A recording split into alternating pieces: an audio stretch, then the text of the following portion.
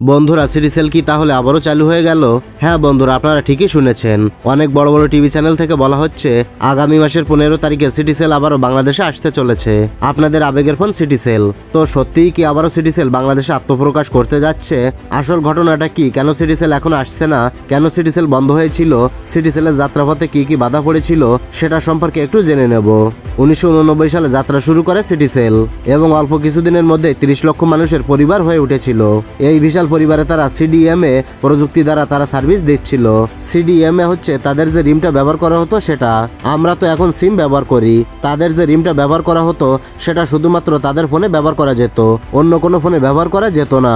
এটা বাংলাদেশের প্রথম কোম্পানি হওয়ায় অন্য কোনো উপায় না পেয়ে সবাই সিটিসেলের দিকে ঝুঁকে পড়েছিল।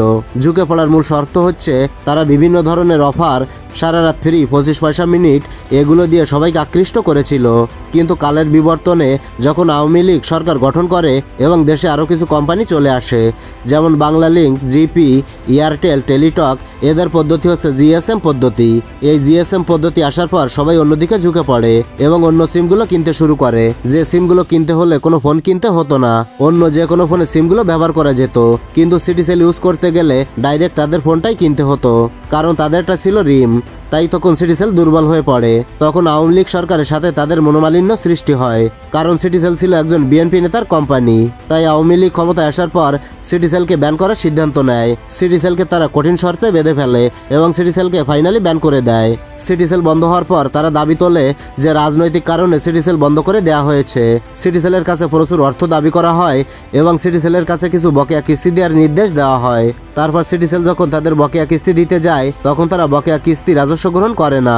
তারপর আস্তে আস্তে সিটিসেল দেউলিয়া হয়ে যায়। তখন আওয়ামী লীগ সরকার প্রথমে সিটিসেলের রেডিও সরঞ্জাম আমদানির লাইসেন্স বাতিল করে এবং পরবর্তীতে তারা তরঙ্গ স্থগিত করে, যে কারণে সিটিসেল ভেঙে পড়ে। এভাবে সিটিসেলের নাম মুছে যেতে থাকে, বিলুপ্তের পথে চলে যায়। তখন সিটিসেলের অনেক কর্মী কর্মহীন হয়ে পড়ে এবং তার সাথে সাথে গ্রাহকরাও ক্ষতিগ্রস্ত হয়।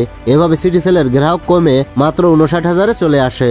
30 লক্ষ গ্রাহক থেকে 59,000-এ চলে আসে।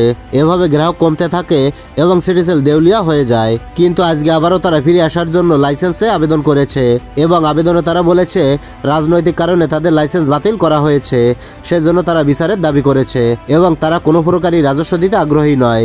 তাই বিটিআরসি থেকে জানানো হয়েছে আইনগতভাবে সিদ্ধান্ত নেওয়া হবে এবং গভর্নমেন্ট থেকে সিটিসেল অলরেডি গ্রিন সিগন্যাল পেয়ে গেছে। তাই গ্রিন সিগন্যাল পাওয়ার পরে হয়তো আগামী মাসের 15 তারিখে সিটিসেল আসতে পারে। এটাই হচ্ছে সর্বশেষ আপডেট। ভিডিওটি ভালো লাগলে লাইক, কমেন্ট ও শেয়ার করবেন। ধন্যবাদ।